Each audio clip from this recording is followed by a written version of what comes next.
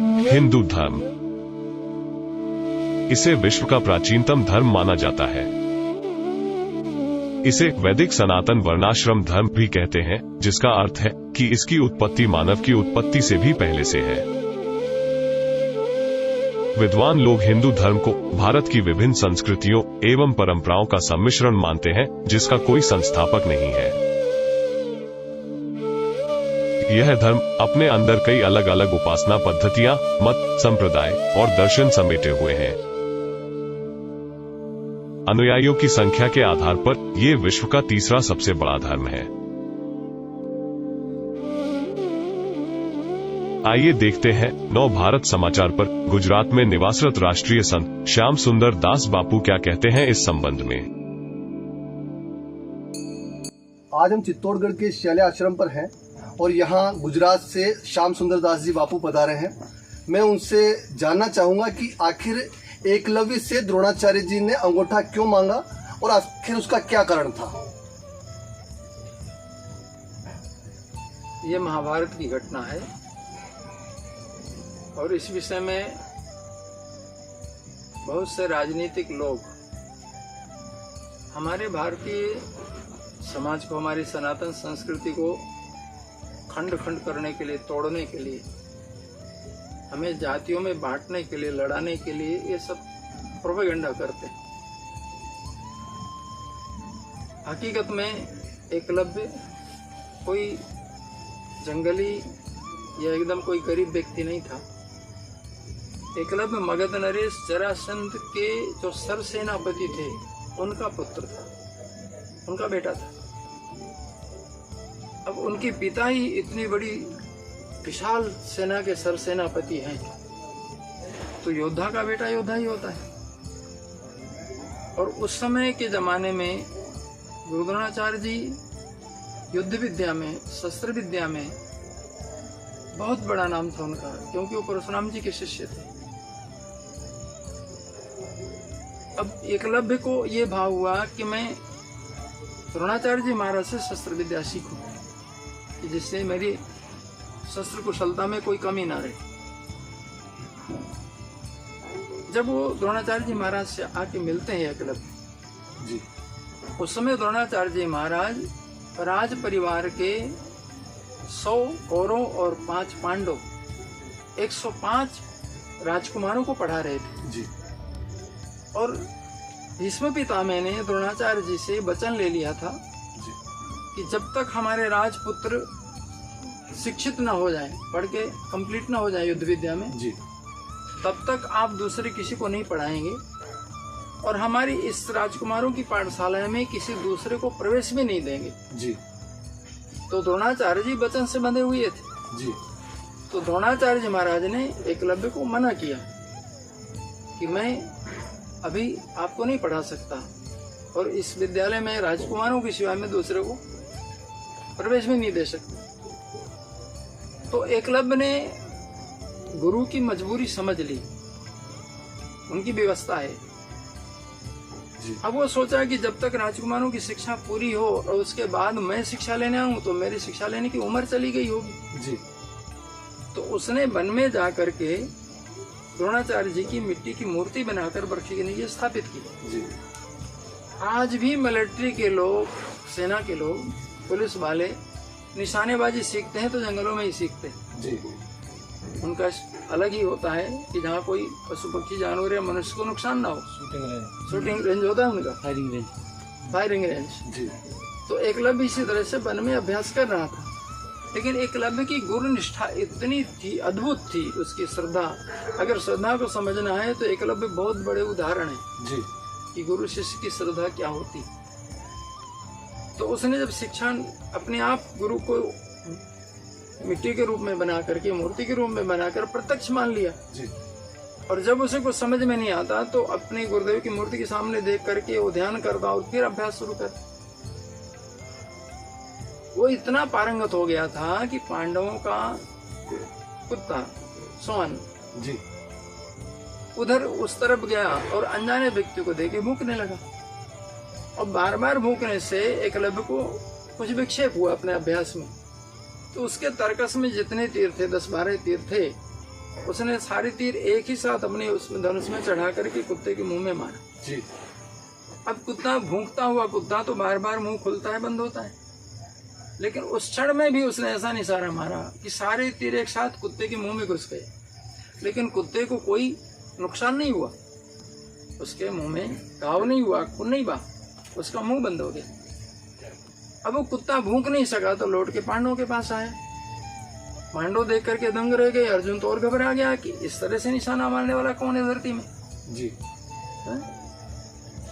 तो जब उसको खोजते हुए वहां पहुंचे और पूछा उनसे कि आप किनके शिष्य हैं, आप ऐसी विद्या कहाँ से सीखी, तो एकलव्य ने कहा कि मेरे गुरु द्रोण ही गुरु हैं और मैंने उन्हीं के द्वारा शिक्षा पाई है। अर्जुन को बार बार द्रोणाचार्य जी कहा करते थे कि मेरा अर्जुन शिष्य धरती में सबसे श्रेष्ठ धनुर्धर है जी। और ये बात पूरे भारत में विदित हो चुकी थी जी। कि अर्जुन से ज्यादा श्रेष्ठ धनुर्धर कोई है नहीं, वो गुरुद्रोण का शिष्य। अर्जुन प्रथम नंबर है धरती में जी। तो अर्जुन तो एकलव्य को देख करके इतना घबरा गया था कि कभी भी अगर स्पर्धा में मैं इसके सामने उतरा तो मैं तो इससे हार जाऊंगा, और गुरुदेव ने मेरे नाम की ख्याति कर रखी है और यहाँ इसको तैयार कर रखा है। सही। तो गुरु तो द्रोण जब आए उसके पास और पूछा कि तुम किससे इस विद्या सीख रहे हो, तुम्हारे गुरु कौन है? उन्होंने कहा आप। जी। द्रोण ने कहा तुम झूठ बोल रहे हो, मैंने तो तुम्हें सिखाया ही नहीं। सही। मैंने तुम्हें मना किया था कि भाई मैं इस प्रवेश नहीं दे सकता और सिखा भी नहीं अभी नहीं दे सकता हूं। हाँ। तो उसने प्रणाम करते हुए कहा कि गुरुदेव देखो, वृक्ष के नीचे आपकी मूर्ति बिठा रखी है मैंने, और मैंने हृदय से आपको ही गुरु मान रखा है और आपकी कृपा से ही मुझे सब विद्या मिली, आप ही मेरे गुरु हैं, ये मेरे हृदय की सही बात है। तो गुरु द्रोण ने देखा कि मेरे शिष्य ना बनाने के बावजूद भी शिष्य की श्रद्धा ने मुझे गुरु बना लिया है और मेरा ज्ञान शिष्य ने पा लिया है। तो गुरुद्रोण को यह चिंता हुई कि मैंने जो दुनिया को कहा है कि अर्जुन सर्वश्रेष्ठ धनुर्धर है, तो मेरी बात ही झूठी हो जाएगी। और इतना बड़ा अभ्यास कराने के बाद भी अर्जुन आज इसके सामने फीका पड़ रहा है।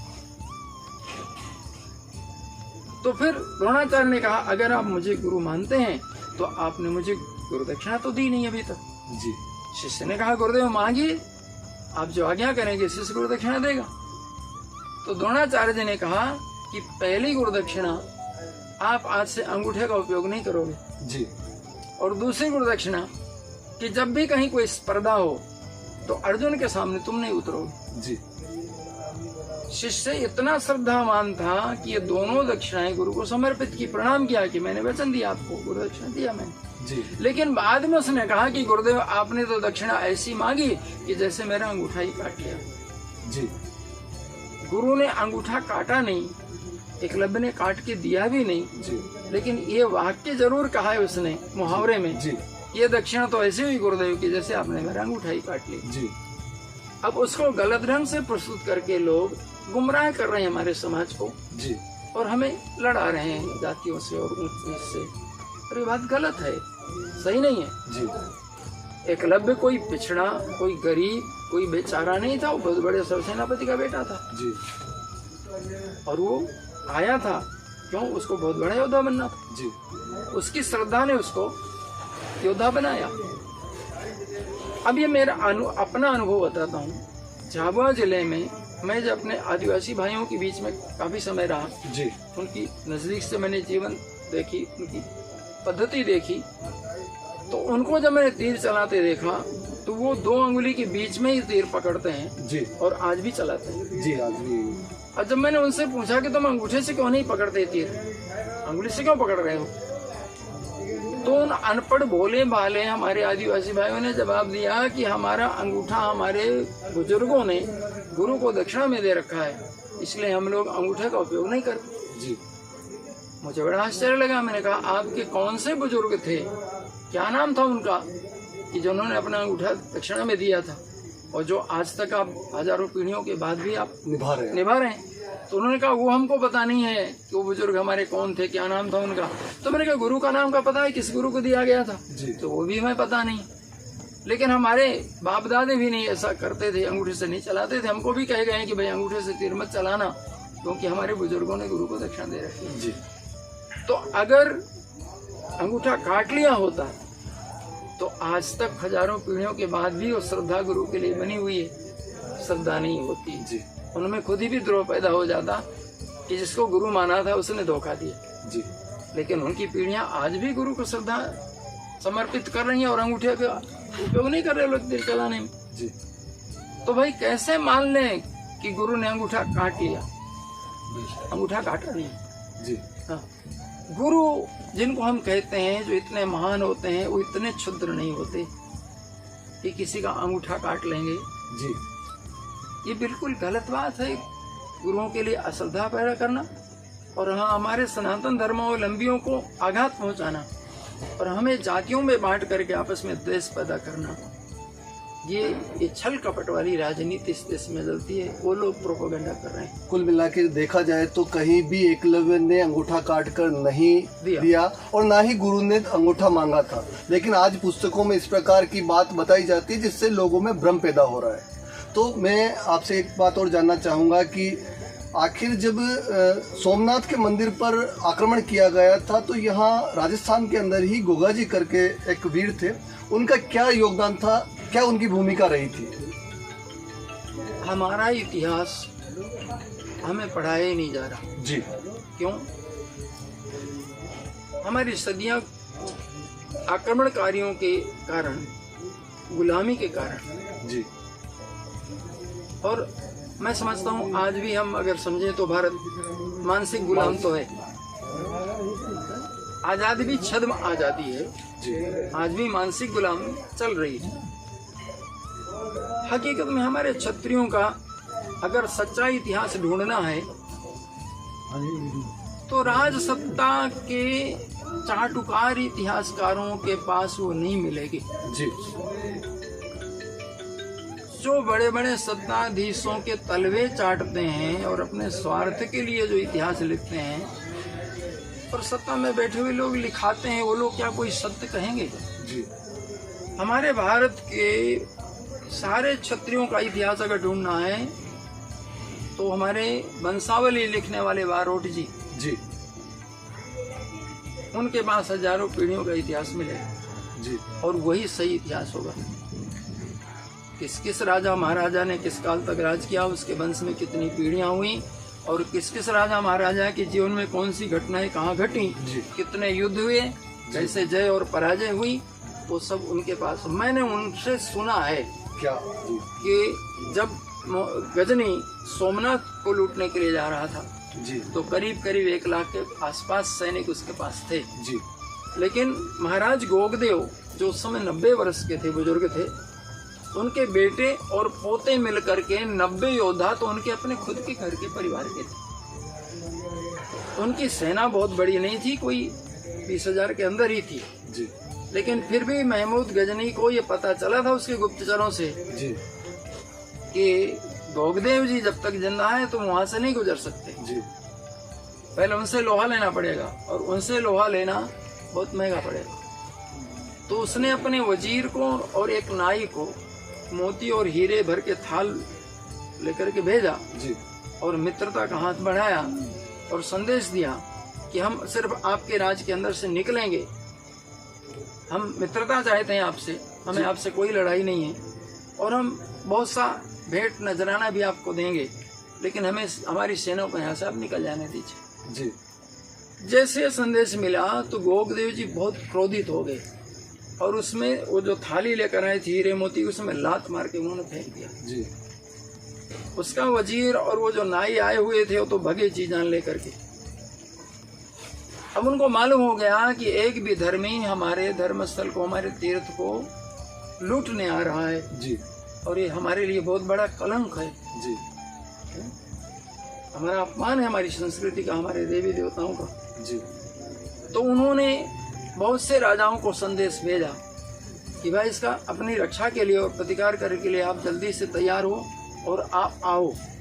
लेकिन उस जमाने में संदेशा व्यवहार के लिए व्यक्ति स्वयं जाता था चल के जी या घोड़े पे जी और बातचीत करके वापस लौटता, तब जवाब मिलता था, समय लगता था। तो समय ज्यादा लग गया, राजा लोग नहीं आ सके जुट करके सेना लेकर इतने कम समय में।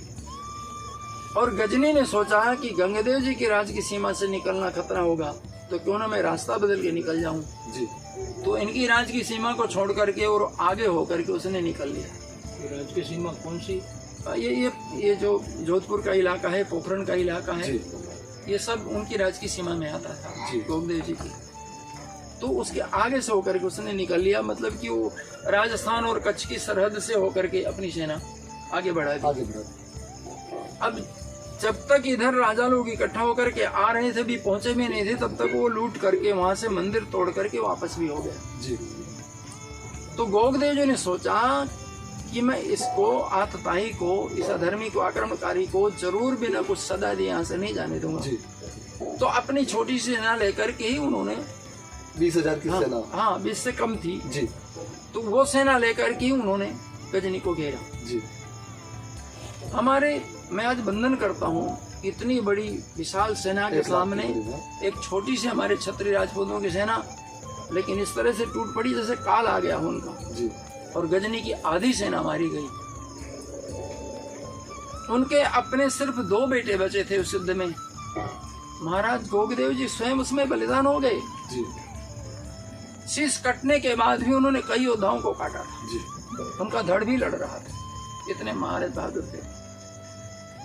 उनके 2 पुत्रों ने सोचा कि अब जब सब हमारे सैनिक मारे ही जा चुके हैं, कोई नहीं, किसी भी क्षत्रिय ने पीठ नहीं दिखाया, युद्ध छोड़ के नहीं गया। हर एक सैनिक ने अपना बलिदान दे दिया। एक सैनिक बचा, तब तक लड़ाई चलती रही। लेकिन फिर उनके 2 राजकुमारों ने युद्ध छोड़ दिया और वहां से निकल गए, वो भी सबक सिखाने के लिए कि गजनी को अभी भी हम सबक सिखा कर आए। उन्होंने जाकर के रबारी का वेश पहना, कपड़े वगैरह पहने सब, और उनको वो भाषा बोलनी आती थी रबारी की। जी। तो वो जाकर के गजनी की सेना जब आगे बढ़ने लगी तो उधर जाके मिले। अब इस युद्ध के कारण वो उसमें वो क्या कहते हैं, जो करेती का क्षेत्र होता है, रेगिस्तान में वो रास्ता भूल गया था। जी। गजनी, उसको जरूरत थी कि कोई रास्ता बताने वाले मिले, तो मैं निकलूं कहाँ से। जी। अब रबारी के बेस में 2 राजकुमार जब पहुंचे तो उसने स्वयं से उनसे रास्ता पूछने को, उन्होंने कहा हम चलते हैं, आपको रास्ता दिखा देते हैं, ये रेगिस्तान पार करवा देते हैं। जी। इस तरह से वो ले गए उसको कि उसकी जो सेना आधी बची थी उसमें भी से आधे से ज्यादा तड़प तड़प के प्यास से मर गई। अच्छा, वहाँ पे उनको, हाँ, वहाँ भी उन्होंने सबक सिखाया उसको। और एक मुट्ठी भर सेना वो लेकर के वापस गजनी रवाना हुआ। और उसी में वो दोनों भी उसी रेगिस्तान में बलिदान हो गए अपने धर्म की रक्षा के लिए। तो जहाँ पे गोगदेव जी ने युद्ध करते करते अपना शीश मातृभूमि को अर्पित किया था, वहाँ पे उनका आज भी मंदिर बना, समाधि बनी हुई है। उस समाधि को उनके जो वंशज थे क्षत्रिय अभी तक पूज रहे हैं। उनके जन्मदिन पे, उनके बलिदान दिवस पे जाके लोग वहाँ पूजते हैं, बेटे चढ़ाते हैं। आसपास के लोगों को भी श्रद्धा हो गई, लोग अपनी मन्नतें मानने लगे। मन्नत मानने से बहुत से लोगों की मन्नत पूरी होने लगी। रेगिस्तान में विषैले सांप बहुत होते हैं, जी, नाग होते हैं, तो बहुत से लोगों को नाक काटे, वहाँ कोई वैद्य और या डॉक्टर दवाखाने जल्दी है नहीं, कम है जी। बहुत से लोग वहाँ जाके मन्नत मानने लगे, हम आदमी अच्छे होने लगे। अब गोगदेव सिर्फ नाग को ही लोग समझ रहे हैं कि गोगदेव मतलब नागदेव, नाग का स्वरूप मानने लगे। हाँ, क्योंकि वहाँ लोगों की मन्नत पूरी हो रही है, लोगों को विश्व उतर रहा है जी। लेकिन हकीकत में गोगदेव जी नाग देवता नहीं है।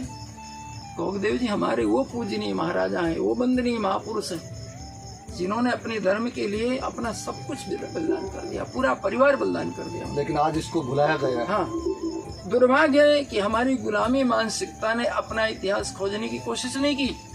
आज भी अगर सही इतिहास खोजना है तो उन बारोट जी से मिलो, जिन्होंने राज परिवार का सारा इतिहास लिखा है और जिनके वंश परंपरा से संजोया है, संभाला है। आज उनकी ये वंशावली और हमारे भारतीय महाराजाओं का इतिहास उसको दिमाग खा रही है जी। या उनके कागज सड़ रहे जी। आज भी भारत को अगर पुराना हमारा, या तो हमारे पुराणों में हमारा इतिहास है। देखिए, भारत का इतिहास पुराणों में, ये तारीख और सन डाल करके इतिहास लिखने की पद्धति भले अंग्रेजों ने शुरू की हो जी, लेकिन भारत में इतिहास नहीं लिखा जाता था, ऐसा नहीं जी। भारत में इतिहास पुराणों में संजोया जाता था जी। हमारी पद्धति पुराण पद्धति थी, इतिहास पद्धति नहीं थी। इतिहास तो दो कौड़ी का होता है जी। इतिहास तो राजा महाराज लोग जो लिखाते हैं वो लिखा जो जाता बताया है गया वो लिखा और हुआ। चाटुकार लोग गुलाम लोग लिखते हैं। जी। उसमें ज्यादातर तो झूठ ही होता है, बनावट होता है। हमारे जो बारोट लोगों ने जो हजारों पीढ़ियों की वंशावली लिखी है वो चाटुकार लोग नहीं थे, वो सही इतिहासकार थे। और हमारे जो विद्वान ऋषि महर्षि होते थे, जो भी घटनाएं हमारे भारतवर्ष में घटती थी, खास करके विशिष्ट घटनाएं, वो हमारे पुराणों में सम्मिलित की जाती नहीं। इसलिए हमारे जो पुराण है वो अलग अलग कालखंड में लिखे हुए हैं और पुराणों में हमारा इतिहास है भारतवर्ष का। पुराणों की कहानियों को लोग कपोल कल्पित कह देते हैं, नहीं, कपोल कल्पित नहीं है। साक्ष्य प्रमाण जहां जहां उदाहरण सिर्फ दृष्टांत के रूप में दिए गए हैं, कपोल कल्पित कुछ बात समझाने के लिए, वहां पे स्पष्ट लिख दिया गया है कि यह दृष्टांत है। और जहां जहां हकीकत का इतिहास है वहां पे दृष्टांत शब्द का प्रयोग नहीं हुआ। जी।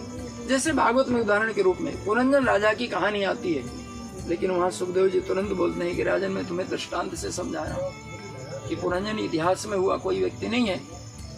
बाद में समझाते हैं पुरंजन जीवात्मा है और अभिज्ञात परमात्मा है, परमात्मा ही जीवात्मा का मित्र है। तो जहाँ कपोल कल्पित बातें समझाने के लिए उदाहरण के रूप में दी गई हैं, वहां लिखा गया है ये दृष्टांत। तो ये भी प्रोपेगेंडा चलाया जाता है कि पुराण तो कपोल कल्पित बातों, नहीं, कपोल कल्पित नहीं है। हमारे पुराणों में हमारे भारत का इतिहास पूरा समाया हुआ है। लेकिन गुलामी मानसिकता के कारण आजाद होने के बाद भी आज हमारी 3 पीढ़ियां झूठ पड़ रही हैं। 47 में जो जन्मे होंगे वो हमारे बुजुर्ग 73 साल के हो रहे हैं और 73 साल के बुजुर्ग का बेटा भी झूठ पड़ा, वो भी झूठ पड़ा, उसका पोता भी झूठ पड़ के तैयार हुआ। जी। तो हमें कल्पना ही, हमें पता ही नहीं है अपने इतिहास का।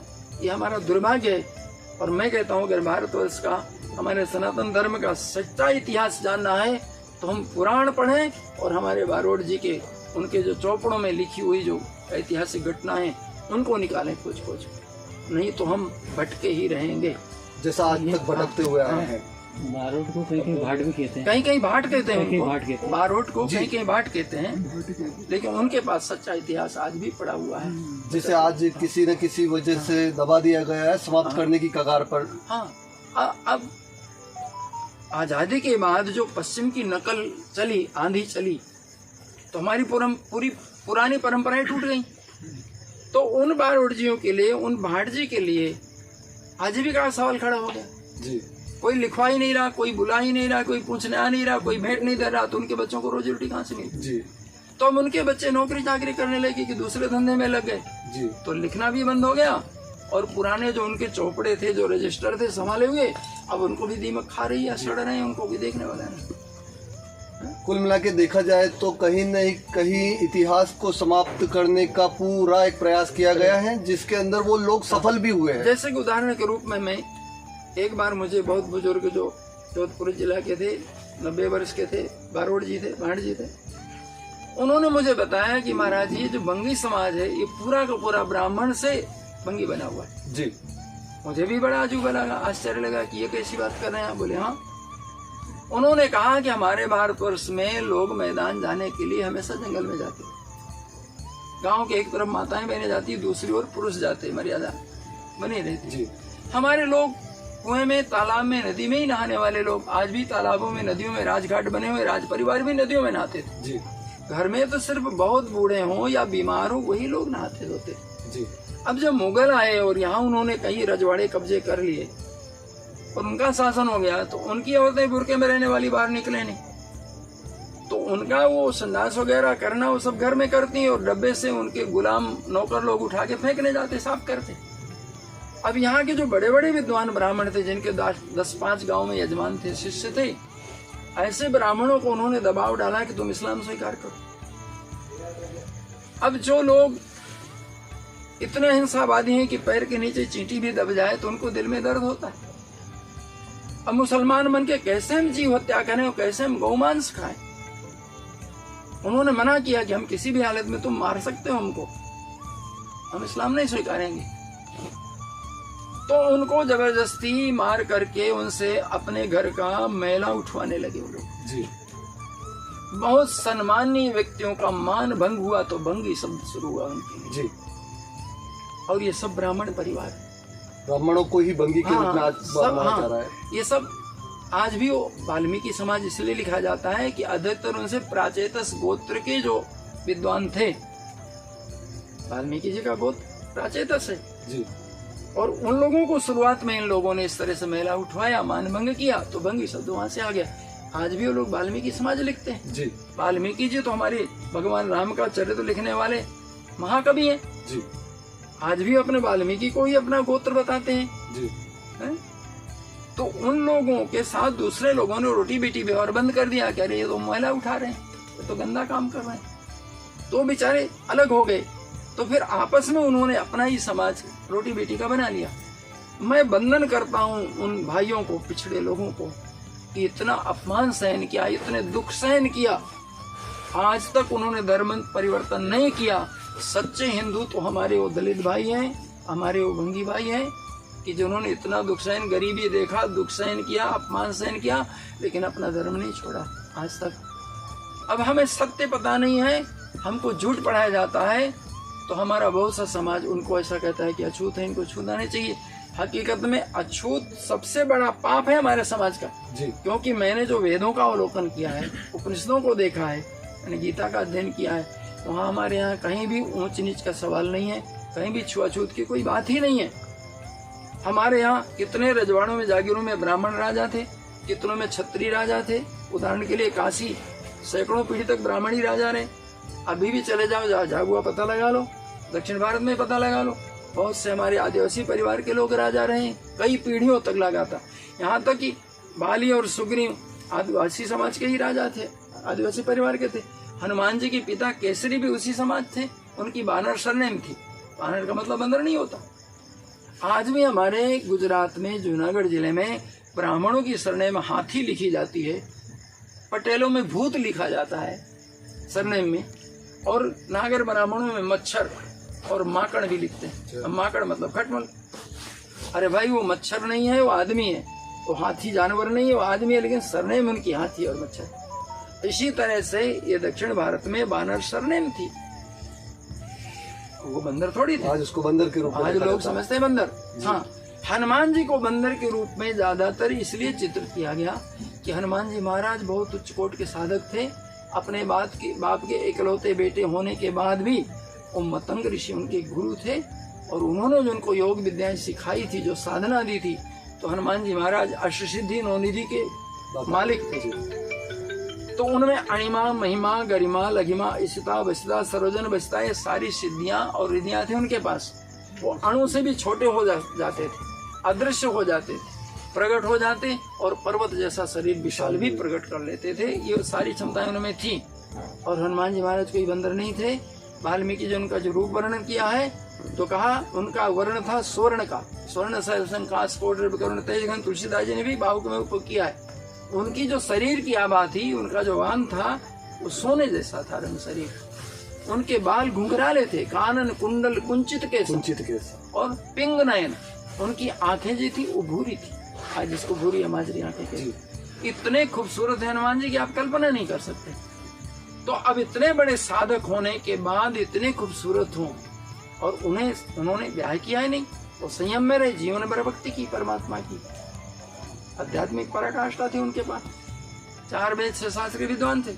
अपने आप को छुपाने के लिए उन्होंने अपनी सिद्धियों के प्रयोग से अपना बंदर रूप बना लिया। तो छुपने के लिए, अपने को छुपाने के लिए बंदर के रूप में रहते थे। बंदर थे नहीं, वो रूप में रहते थे। जैसे दूसरा उदाहरण बताऊं मैं, 5 पांडवों में सब एक्स्ट्रा ऑर्डिनरी पर्सनालिटी थी, 5 जी। जैसे युधिष्ठिर धर्मराज कहे गए, कभी झूठ नहीं बोलते थे, सत्यवचनी थे, महारा युद्ध में पारंगत थे। जैसे भीम गदा युद्ध में पारंगत थे, उनके जैसा बलवान नहीं था कोई धरती में उस समय। अर्जुन धरती में उनके जैसा कोई धनुर्धर नहीं था जी। तो नकुल इतने सुंदर थे कि जब इनको दुर्योधन ने कपट से जुआ में हराया जी, और मात्र एक कमर में धोती पहना करके, पोतड़ी पहना के इनको वनवास निकाला जी, तो पूरा शरीर खुला हो गया। राजपुत्र तो पूरे कपड़े से ढके होते हैं। तो उस समय जब ये गांव के पास से निकलने लगे तो महिलाएं नकुल के खुले शरीर को देखती हैं तो इतनी आकर्षित हो जाती हैं कि वो भान भूल करके नकुल से जाकर के लिपट जाती हैं। युधिष्ठिर को बड़ी वेदना हुई कि नकुल मर्यादा भंग हो रही है, हमारी निर्दोष बहन बेटियां तुम्हारे शरीर से आकर्षित होकर दौड़ के तुम्हें लिपट गई। जी। तुम पूरे शरीर में मिट्टी धूल लपेट लो जिससे तुम्हारा शरीर न दिखे। और नकुल ने उस समय वनवास जाते समय अपने पूरे शरीर में मिट्टी भींग करके लपेट दिया। तो ऐसे हनुमान जी बहुत खूबसूरत है। देखिए अहिल्या जी की बेटी है अंजना जी। और अंजनी माता के पुत्र हनुमान जी। जी। तो अहिल्या माता के पुत्र सतानंद जी जनक जी महाराज के राजपुरोहित पद पे विराजमान थे और ब्याह हो चुका था उनका। अंजनी माता कुंवारी थी और उस समय इंद्र को अहिल्या माता का रूप इतना आकर्षित कर गया, इतना सम्मोहित हो गए इंद्र कि आपने कहानी सुनी है, ऋषि ने श्राप दिया अहिल्या जी को पत्थर शिला होकर पड़े रहना पड़ा। जी। तो सोचो कि जिनकी नानी माँ बूढ़े होने के बाद भी इतनी खूबसूरत थी कि स्वर्ग के देवता भी उनसे मोहित हो जाते थे। अब अंजनी के पुत्र हनुमान जी क्या कोई बंदर की तरह उनका चेहरा होगा? जी। नहीं, वो बंदर नहीं है, लेकिन सत्य हमको बताया नहीं जाता, किसी को पता नहीं है, तो लोग भ्रम में हनुमान जी को बंदर के रूप में देखते हैं। नहीं, हनुमान जी वाल्मीकि जी लिखते हैं हनुमान जी सारे वेदों के, वेदांग के, उपनिषद के ज्ञाता हैं, उनको सब मुखाग्र है, सब सारे शास्त्र वेद और वेदांत। अरे बंदर कोई शास्त्र पढ़ते हैं? ये सब रूपक है बनाने की बात। और हनुमान जी अपने को छुपाने के लिए रूप बदल लेते हैं। हमेशा छोटे होकर रहते, बंदर होकर रहते, वास्तविकता नहीं, वास्तविकता ये। तो हमारे पुराने समय में लगभग हर एक जाति में से लोग जागीरदार थे और राजा थे, जहाँ जिसका प्रभुत्व था। हमारे यहाँ छुआछूत नहीं थी, हमारे यहाँ ऊंच नीच नहीं था। जब हम गुलाम हुए तो हमको गलत पढ़ाया गया और गलत भटकाया गया कि धीरे धीरे हमारी पीढ़ियां गलत शिक्षा लेकर के ऊंच नीच में बढ़ गई और छुआछूत में बढ़ गई, जातियों में बढ़ गई। और ये हमारे लिए अज्ञान, हमारे समाज के लिए महापाप साबित हो रहा है। और वो हम मूढ़ता आज भी हमारा समाज नहीं छोड़ पा रहा। क्यों? आज भी सत्य बताने वाले लोग कम हैं, ज्यादातर प्रोपेगेंडा करने वाले हैं। ऐसे लोग हैं कि जो गुमराह कर रहे हैं हमारे पूरे समाज को। इस धरती में सनातन संस्कृति जैसी उदार, सनातन संस्कृति जैसी प्रेमी, दया भावना, सेवा भावना वाली, सर्वे भवन्तु सुखिनः, दुनिया में कोई संस्कृति हुई ही नहीं धरती में कि जिसके ऋषियों ने हमेशा आशीर्वाद दिया, भगवान से प्रार्थना किया तो सर्वे भवन्तु सुखिनः सर्वे सन्तु निरामया का। अपने लिए पर्सनल प्रार्थना नहीं किया, अपने लिए परमात्मा से नहीं मांगा, वो पूरे विश्व के जीवों के लिए मांगा है। तो ये सब झूठ और ये प्रपंच फैला करके ये हमारी पूरी पीढ़ी को, हमारे राष्ट्र को गुमराह किया जा रहा है। मैं चाहता हूं कि सच्चे लोग आगे आवें और सही ज्ञान समाज में पहुंचे, राष्ट्र में पहुंचे और पूरी दुनिया में पहुंचे जी। तो इस राष्ट्र को दिशा मिलेगी, नहीं तो राष्ट्र गलत दिशा में जा रहा है। वर्षों से आज तक गलत हुआ है और होता रहा है, जिससे रोकने का प्रयास शायद कोई नहीं कर रहा है। और आज ये आवश्यकता है कि इतिहास को पुनः दिखाया जाए कि वास्तविकता है क्या। आप देख रहे थे नवभारत समाचार और हमारे बीच में थे गुजरात से पधारे राष्ट्रीय संत श्याम सुंदर दास जी बापू, और आज उनका स्वागत है, अभिनंदन है, आप यहाँ पधारे और संस्कृति का वापस आपने पुनरुत्थान बताया कि किस प्रकार से संस्कृति क्या थी और क्या हो चुके, क्या होना आवश्यक है। धन्यवाद आपका, आप सभी का।